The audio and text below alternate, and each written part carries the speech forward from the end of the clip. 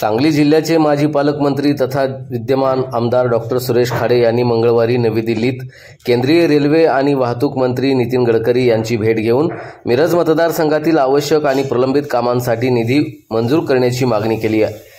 चर्चेतील मागण्यांना मंत्री गडकरी यांनी सकारात्मक प्रतिसाद दिलाय।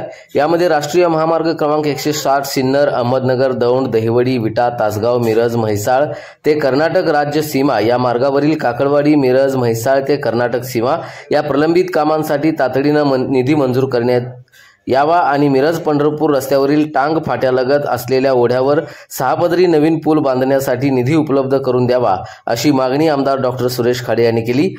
ही सर्व प्रलंबित कामे लवकरच पूर्ण होतील असं आश्वासनही मंत्री नितीन गडकरी यांनी दिल्याचं आमदार डॉक्टर सुरेश खाडे यांनी सांगितलंय।